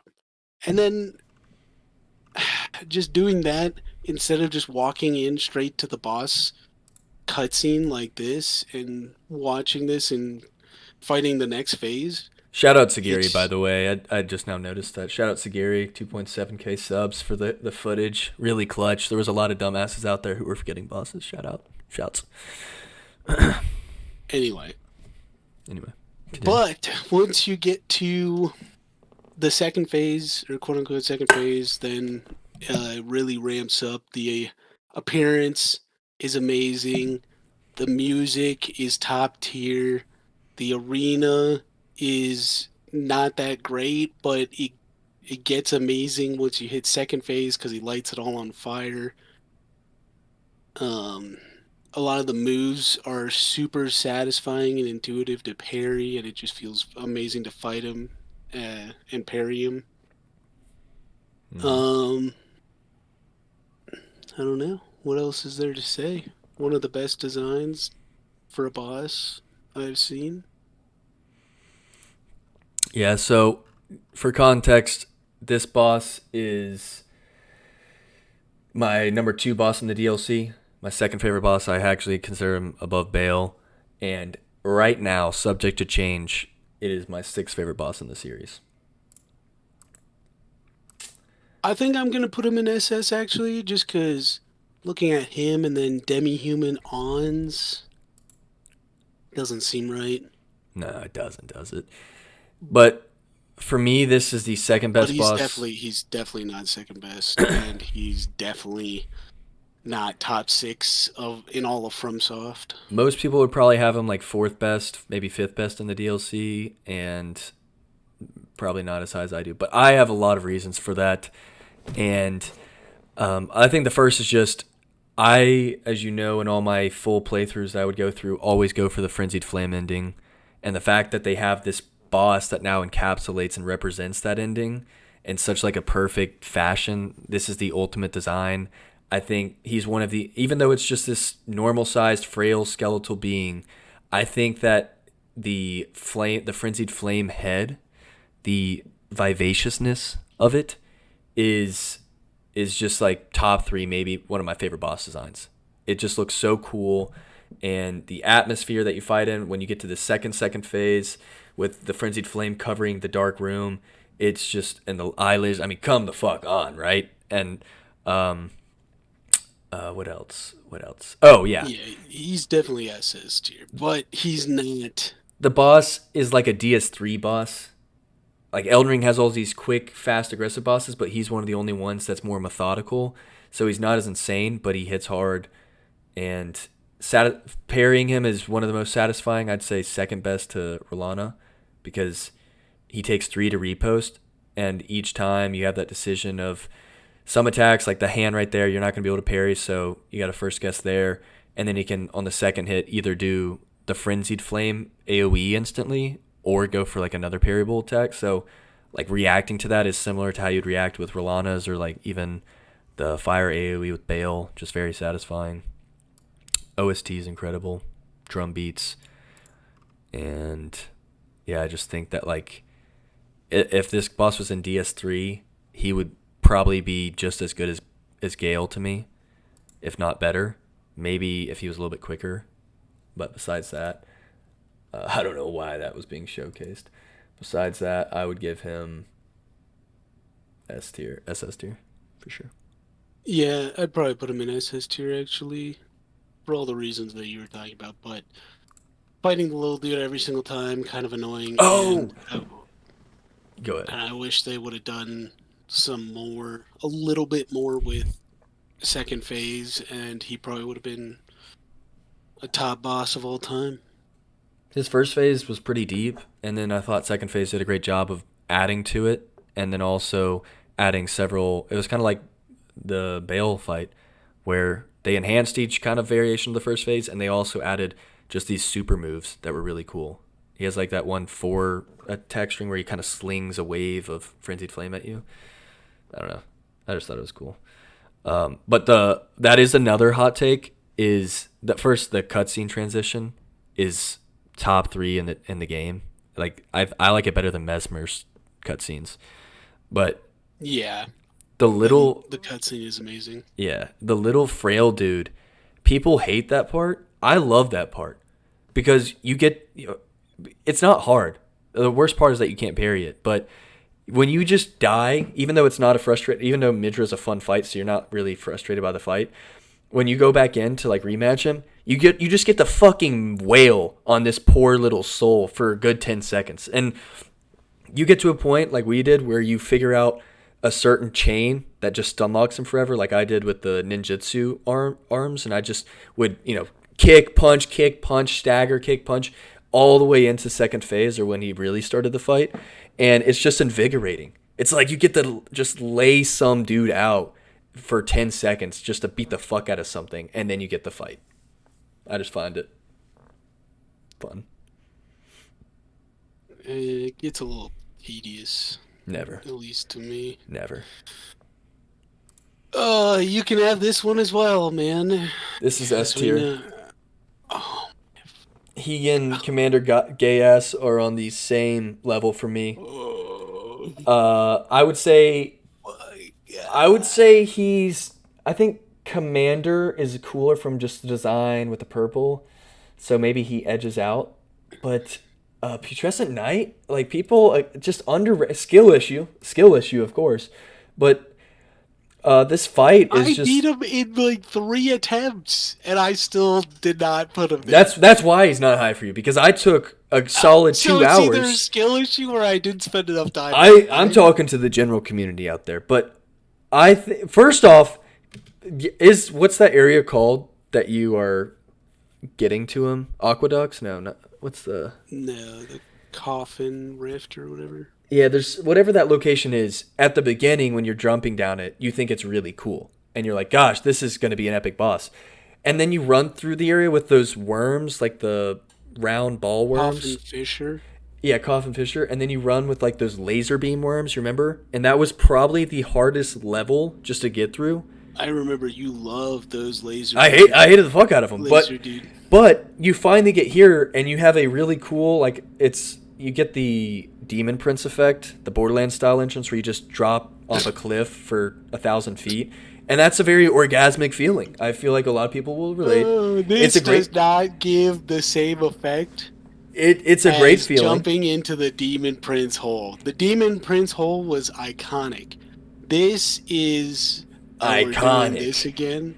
Yeah. So, and then you drop down, and he's kind of got like a Madeir cave. Just purple, flowery, very beautiful and atmospheric. The boss itself, interesting design. Like what the fuck even is that? Besides the horse part, and and he's got the placenta of Kos and the horse of Radahn. No, and he don't fights even mention Kos's and he name. fights just like them both. That is how he felt to fight. When I was finally figuring it out, I was like, this guy feels This like I'm guy fighting. is on a fucking horse. That wombo combo right there, very incredibly satisfying to dodge.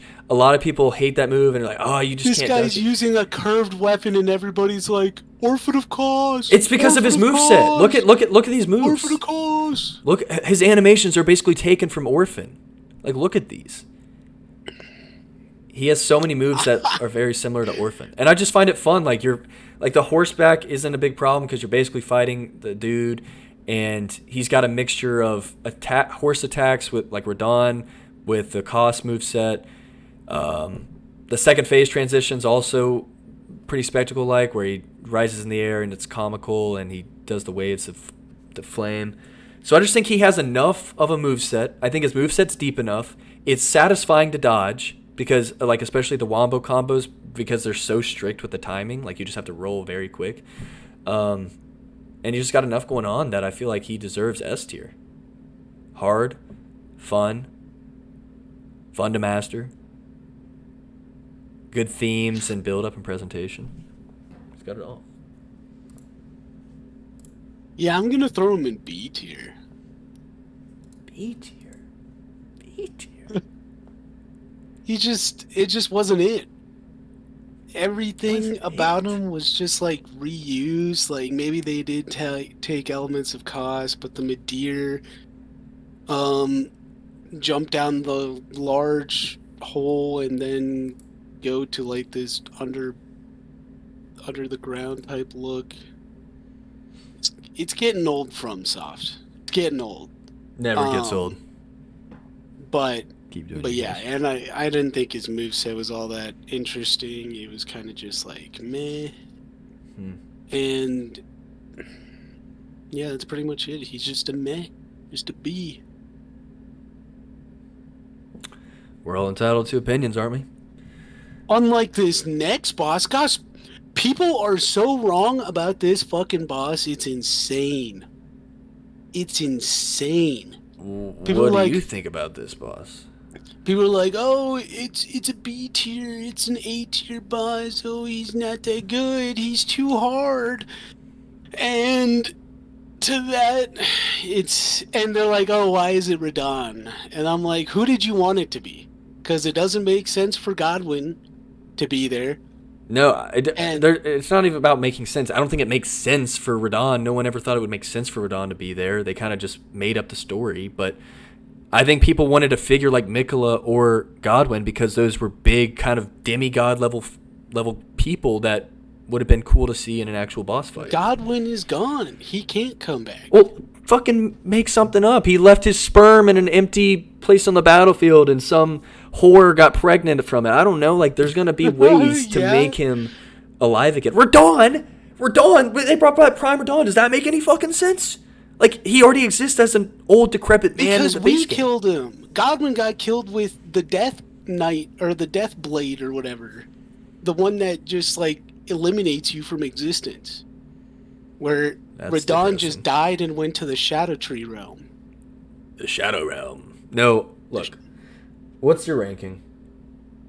SS. Are you serious? SS. Because I agree. Are you stupid or something? Okay. Here's my thing about this fight. Where is it? It's not better than all the other SSs. He's the lowest of the SSs, but he does deserve that tier. And in my all-time rankings, I have Radahn 10 and him 11.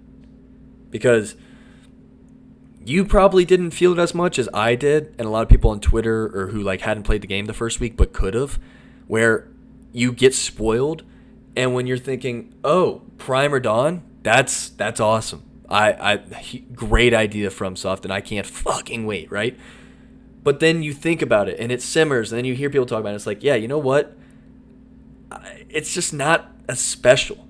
Radahn's a name I already know. He's already a figure I know. It would have been a lot cooler if they did something else.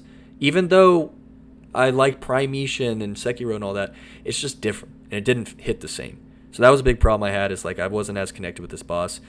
The other reason why like I can't rate him that high is my lack of experience. Like I can't say for sure how I feel. I've only fought him for like an hour. I've died every time, obviously. So I don't have the same like RTSR run and all the 5-hour playthrough sessions I've had where he was a highlight for me. I don't have those the same way I have with Base Gamer Don, which is why he's higher. But I do think in a moveset wise, his moveset's better than Base Gamer Don. Specifically, shocker, but you can parry him. I think parrying this boss is so fucking cool that they added that, and you have to parry so early. It's so fast. It's almost unreactively fast, and right now I love it. I love it so much that I could put this boss like right here for the sheer challenge and difficulty of trying to get good. But I also agree with Gino's take that this boss feels like an Ascended mod version of a boss. It doesn't feel like FromSoft's boss. It feels like a modded version that's just unnaturally fast and quick and responsive and aggressive. It gets to the point of overbearing unfunness. And that's a point that I agree with a lot, where like right now I don't necessarily feel that way because I'm early on in this boss and I appreciate a wall of difficulty. But I could see a point where I'm just like, gosh, this is, it's like DS3 Sender's mod all over again, where it starts off fun, and then you get midway through the playthrough and you're burned out. Yeah, but what about Convergence mod? It doesn't feel like Convergence mod. Maybe it does, maybe it doesn't. I don't know enough yet, but I can agree from a moveset standpoint, satisfying to parry first phase at least, and from what I've seen of second phase, I mean, this boss has it all. He has spectacle, he has arena, OST, everything you would want in a final boss, and so I think he is SS, no matter how much people dislike the difficulty. I'd agree. The bear boss, C tier. Another reskin. All they changed was the color. I think he has like one new move or something, and that's pretty much it. Although the base game, Rune Bear, his moveset is pretty fun, so he's pretty fun. So C tier. I would say both bears are C tier, still above meter, and there's just nothing unique about them. Yeah. I would say this too. The whole joke, the meme about can't wait for Elden Ring DLC, and it's a screenshot of like a Rune Bear attacking you in the forest, and he's got 3 health bars. To me, I would have honestly preferred that.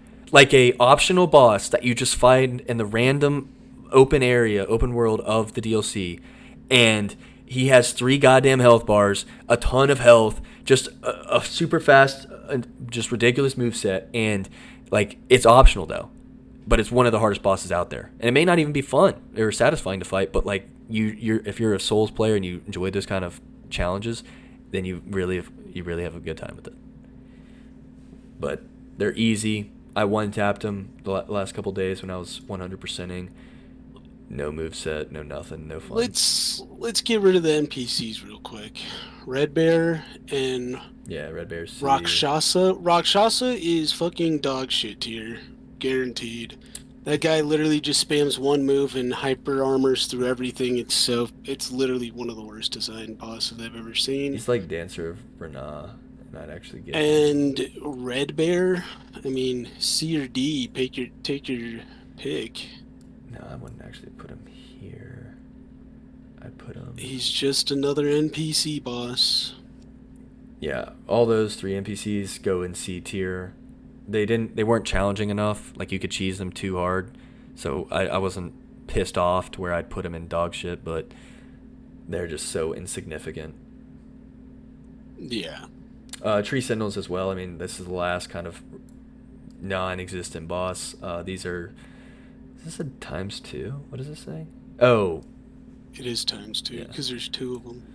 Yeah, I mean, it's C tier at best. Maybe even dog piss. I'm gonna throw them in C tier. Yeah, C tier. They're not terribly difficult. Alright. So we got Romana. Oh, that was your first one? Oh. I mean, you can start with that. I don't care. No. Let's do the bit heavy hitter. The second best boss in the DLC. It is Rolana. Her moveset is insane. She can go 0 to 100 instantaneously, where she's just sitting there watching you, and then she goes full blast, and you have to dodge like a 20 hit combo. And not only is it like a 20 hit combo, but it's like a 20 hit combo with three 50-50 mix ups in the middle of it.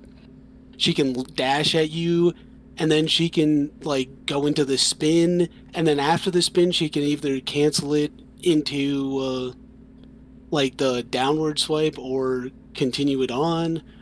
I mean, the amount of guess making you have to work, which is kind of ridiculous, is insane.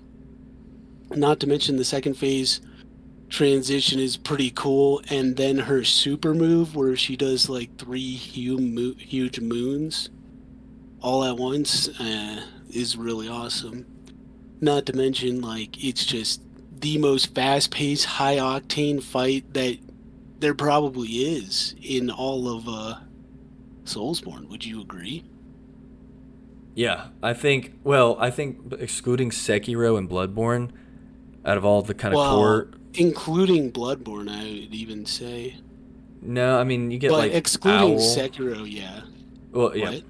Oh, yeah. Actually, maybe Bloodborne too. But Bloodborne has Lady Maria and stuff. I don't know. It's close, but I do think clearly out of all the Dark Souls trilogy and those games, it's the most mechanically intense boss. She's the ultimate evolution of that dual stance moveset of Pontiffs and Fume Knights. Like, I think maybe the only difference is I like Fume Knight, how he has the great sword and then the smaller sword, because the hitboxes are different and the moves, and therefore like the ways that you can handle them are different. But with her, it's the same size. But yeah, for me, Rolana is. I at first had her as my second favorite boss in the DLC, and then I put Midra above her.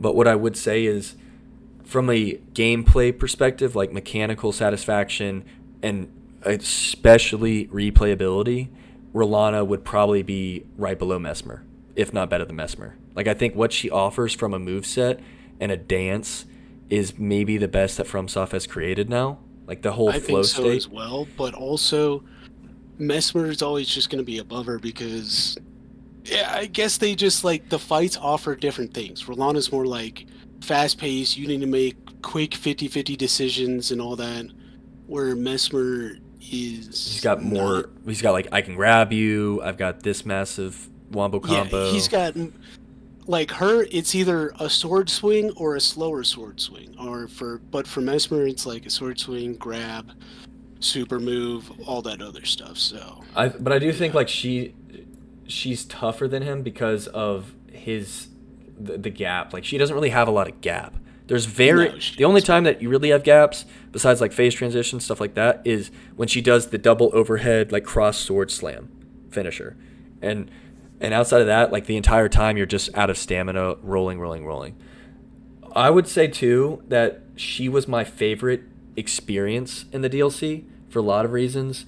She was the first night. She was the first main boss I got in the DLC, and like I just took a path and ended up on her. I was severely underleveled because I probably shouldn't have fought her until later on in the game, which made her even more difficult for me. But it was the freshness of the DLC and that experience to where like I was so willing to do it. And then I remember 1 hour on Thursday night, 6 or 7 hours on Friday night. It was like an 8-hour experience overall. And during that entire experience, we both, I'm pretty sure, never complained about any interaction or moveset. All we did, especially, like, I remember the last 2 hours, we were just dead silent. We were just locked in doing. You were doing So the you rolls. had to be. Yeah, you were doing the roll strategy, and I was doing the parry strat, and we were just so engaged with the moveset and just the flow state and the dance that like we were satisfied with just playing the game and not speaking, and it was just so fun.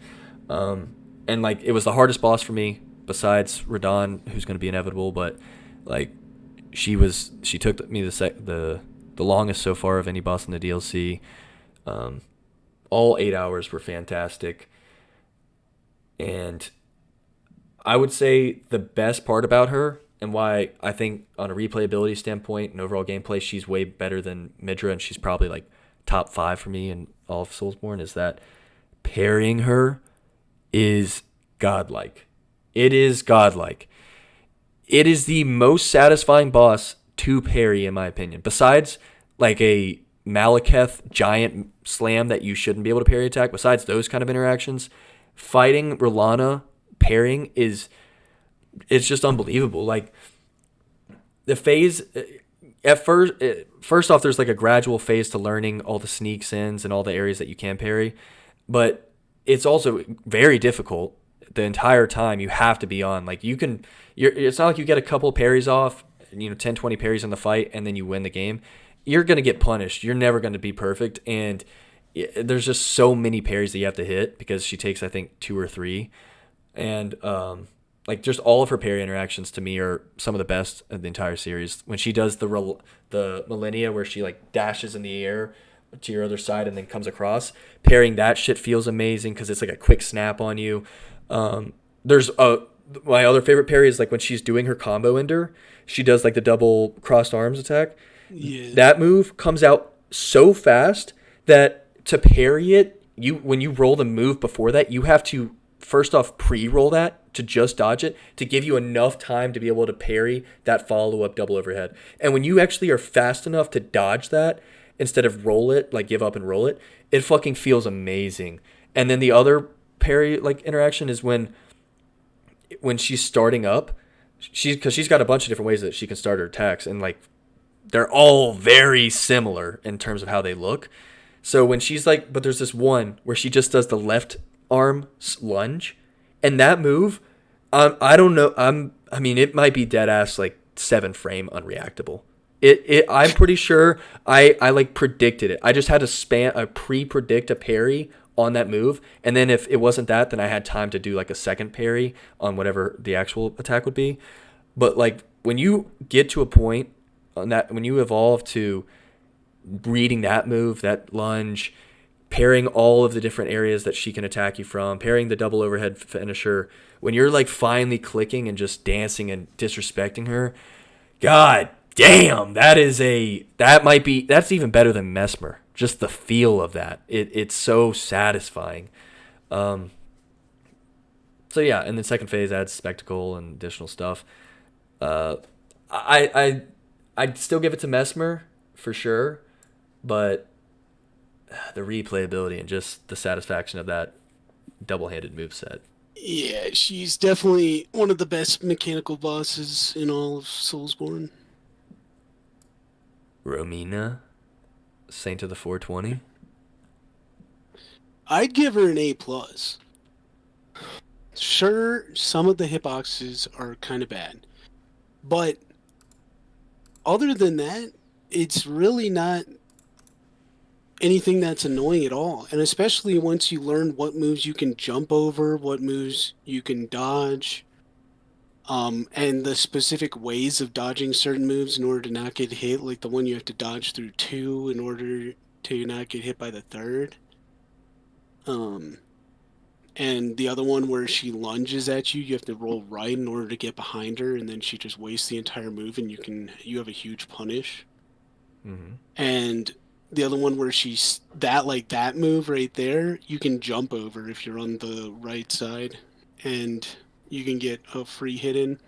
Plus, using karate on her, it feels so good because the jump R2 is fucking amazing on the karate, and also the poise damage on the karate makes you like just put her in the dirt at least like 4 times in the entire fight, where you're just constantly poise breaking her.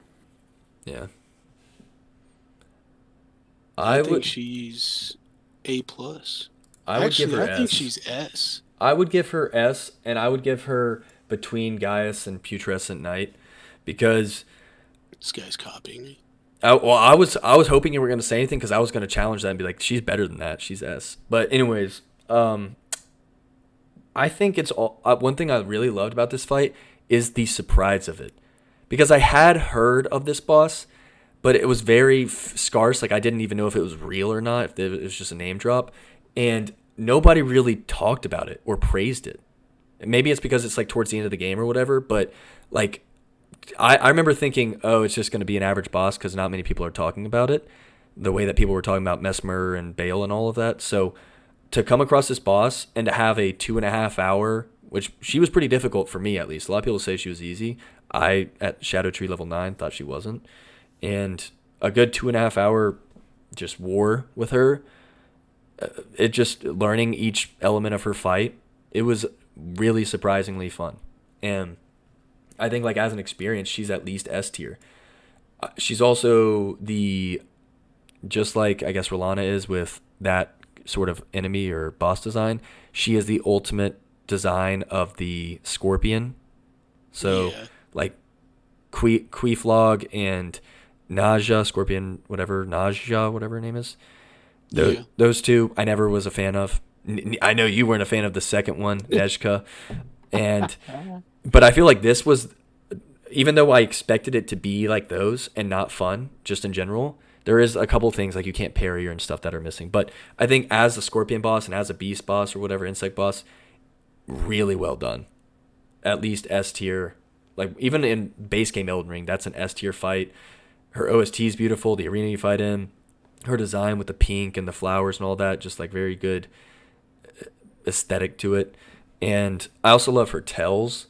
Like that move that they just showed where she goes up in the air. There's a very, very good tell where like it does a quick flash. You know what the move? You know what I'm talking about? Yeah. Yeah, like this move? No. Like she explodes a little beforehand.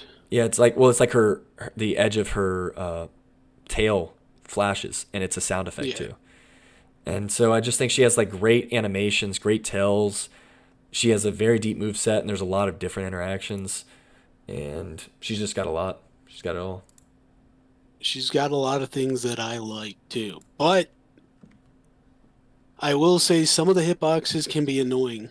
So she's definitely not SS. Fair. Not SS for sure. So Shadow Tree, I fought pretty early on. I think after I beat Mesmer, this was kind of my next guy, and he was like my third main boss. Yes, it was very surprising. I remember, I think you were fighting... Who were you fighting? There was some boss you were stuck on or just like on that I hadn't attempted yet, and I just got to Shadow Tree, and I thought it was going to be a quick boss. And then... Oh, I was fighting Gaius, wasn't I? Maybe. Or no? No. It was probably left side. But I remember I saw that, or maybe you were exploring the whole time I was fighting this thing. But I remember fighting it, and I kept getting surprised by a second phase. Oh, yeah, I was exploring. And I just like kept fighting it. I was like, God damn, another phase? And I was like, holy shit, this dude has 3 phases. So I think that's unique to it. And, you know, as far as a memorable boss in the DLC, like all the memes about the dandelion giving you hands and the 3 phases, I think all of that adds value and just like shock and memories to the playthrough, your first time for sure. And his design and the arena, very interesting. As a moveset, I'll give it credit. It's great design that his head takes more, or its head takes more damage. So you're encouraged to stay in front of him, and it feels great to just chunk the head. He has several big, little viney, AoE, thorny attacks. He has the dash. And have the worst hitboxes I have ever seen. Yeah, hitboxes are pretty bad. Some of them are trash. This guy, I mean, the fight just wasn't fun. It just was not fun at all. It's not a very fun fight, I agree. It doesn't feel good to fight. And there's like half of the moves that have terrible hitboxes, and the other half of the moves that don't feel fun to dodge. And, I mean, the 3 phases is cool, I guess, but it doesn't really do much for me. It does the same for me as just having one enemy with all 3 of their health bars added on together. Yeah. Doesn't do that much. So I'm putting him in a B tier. Yeah, like as far as I guess the significance of the boss, the memorability of it, and all the outside gameplay stuff, I would probably have it A+, even S, really. But I think the satisfaction of the fight probably goes B. I'm gonna give it A. I'm gonna give it top of A. Because there's just a lot going on with it, even though the moveset's pretty simple and not that fun. Ladies and gentlemen, we have the most annoying boss in FromSoft history. Give it up for Jory! Let's go! Welcome, Jory! He's the bottom of dog shit. Literally, I can't think of a less annoying boss than this guy. Or of a more annoying boss. He is when a dog eats dog shit and then shits that dog shit out. Exactly. Because not only is he a dirty little spell spammer, Dirty little girl. He also summons ads, and the ads have terrible hitboxes, and the ads also are dirty fucking spell summoners. Like, did you want us to hate this boss, FromSoft? You added everything that everybody complains about in a boss, all in one package. And he teleports away. Like, what more? How much more annoying could it be? How much more? I do agree that this boss is very annoying, and also agree that he's one of the lowest. But I actually wouldn't have him in Dog Piss as like one of the worst things ever, because he does have a lot going on. The summoning piece is annoying as always, but it only takes like 1 or 2 hits to take them out. And just like the big dude, it is pretty funny, and it adds like some liveliness to the arena. The sphere attacks or whatever, that like 8-hit thing that you have to constantly roll, is just a time waste, but kind of fun to avoid. And then the reason why What do you mean kind of fun to avoid? What do you mean by that? I don't know, maybe rolling 7 or 8 times perfectly, not getting touched. I don't know, something like that. Yeah, rolling 7 or 8 times because you just gotta run away and this guy will hit you otherwise. When he throws I think the holy, like, these things are very annoying because there's a point where you can't outrun them, so you have to roll, and it's just super fucking annoying.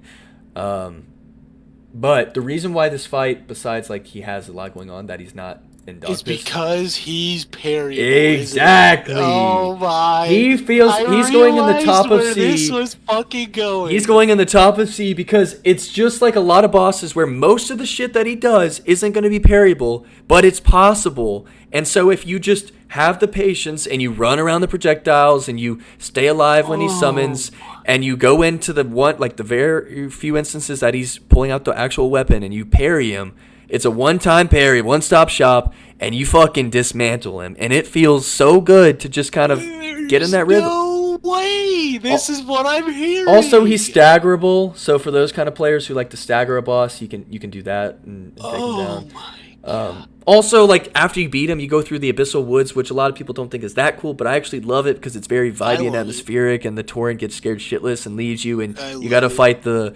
lantern head guys who are impossible unless you parry, but like if you don't look up that or like know that, they literally are impossible unless you use the Assassin's Gambit or whatever that shit is. So I think this boss gets hated on a lot, and most of it's deserved, but there are a few things about him that don't put him in just absolute worst of the worst. If I were to say my least favorite remembrance boss, big time boss, it's the Hippo. And the second worst would be Metter. Close second. Honestly, Hippo only took me like 40 minutes, maybe not even that. Metter took me 4 hours. I'm putting the Hippo way lower than... It's going Hippo for sure, and then... Wait, no. Is Jory included in that? Dude, you can't put Jory that low. Jory's the man. Jory is abyssal. Abysmal is what I meant to say. I think that's a good tier list, though. We're pretty much in agreement. I mean, actually, low-key, we slightly differed. Like, Mesmer, of course, number 1. But I swapped Renala and Medra around recently. I think on repeat encounters, Renala's going to take the place. We both have Bale in number 4, deservedly. I have Radon as my last. You have him as your third. Hold up. I got to change these around. And Radon was also a last-minute adjustment for me, because I had him 10th, 11th in my rankings, which is SS tier, I guess, in the context of the whole series. but I really felt like he deserved probably an S or B or A until we kind of described the things about him. Like the only things that you can really take away from him are he might be too hard, which is just like skill issue / get good / are you even a Souls player? And then also just like the lore placement and the reason why he's there, it's just not as special. But you can't take that away. I think people also complain about second phase and all the light attacks that drop frame rate and make it hard to see, and the after effects. The frame rate drop is pretty annoying, but other than that, you can just outspace. And the first time I got hit by that like quintuple slam move that he does in second phase. You got the second phase? Yeah. Okay. I didn't. I'm just curious. Okay. Yeah, because you're parrying. The quintuple second phase, the quintuple slam in second phase, I dodged it perfectly. And I was watching Gino before this, and he said you could only dodge it with the iframe talisman on, but I did it without it. And I was doing light roll, and it felt amazing. Oh yeah, there's like a couple of moves in his moveset in general where it's like Gaius, where you have to roll once for 2 different moves, like for a move that hits twice. So you have to be very precise. Yeah, that's exactly what I did. You do the first 2 slams and then roll for the second. Light roll? That's interesting because I heard that the way around it is you put on heavy roll, and it basically effectively avoids both swings. At least the move that I'm talking about, where he does the double swipe. I don't know. It's not important. The point is, I think a lot of people hate on the Not Shadon the double fight. swipe. I'm not talking about the double swipe. Well, the double swipe, like, you can avoid if you're heavy rolling, but I don't see the effectiveness of that because then you're heavy rolling everything else. And Yeah, so it's like, congrats, you rolled this one specific move. Now eat shit on all the others. I don't know. But yeah, besides that, like, I think my Gaius and Putrescent Knight were hot topics. We agreed on Romina, another surprise fun boss. Both Death Knight's great. And then everything else is pretty standard. But your meta pick was different than mine. I think Meta's dog shit. Our And Meta the stock. Putrescent Knight is different. Yeah. And Commander Gaius. Not that. And Deathbird. Mm-hmm. But like, to me, I would love to just take out all the base game bosses. No matter if they're reskins or not. It would eliminate most of them. And besides like Death Knights, I like those variants and a few others. But yeah, I think that's a good list, man. We agree on most. You got 5 SS tier fights. You got a lot of C tiers, but those were not really main bosses. Yeah, and most of them were just bosses that you just blew through. 1, 2, 3. So 3 of the 11 remembrance bosses were bad. If they got rid of like the straight up reskins and the NPC boss fights, what about the NPC boss fight before Radahn, dude? That shit Leda? Oh yeah, Leda is bottom of dog shit. Even below Jory. People were talking about it, and it's also not on the YouTube video for some, maybe it was. I don't think it is though. Yeah. People were talking about it. There's 2 camps. There's the camp of people who either did not know or wanted to challenge themselves and didn't have companions. And then there's the other team of I did all the quest lines and I had 5 motherfuckers run into war for me and we fucking 5v3'd that bitch. And so one camp you basically get 5 people on your side? It can be a 5v3 in total. But you have that camp that like basically just won the fight off of all the NPC additions and helps.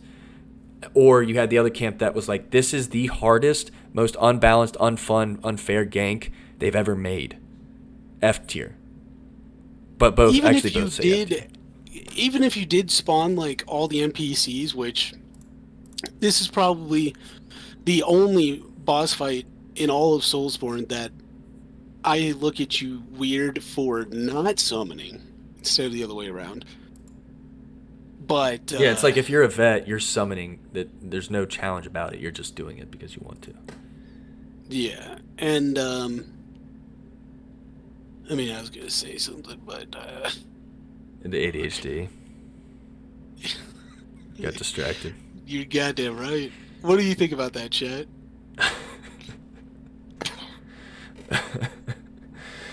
Enough. I've suffered enough. I've endured more than enough. I've endured more than enough. Yeah, I think it's a top heavy. All the big time remembrance bosses pretty much delivered, besides a few shit stains, and even the ones that did deliver are like top 10 in the series. So they just it has the best of the best for sure. It's incredible. What an incredible DLC, incredible experience.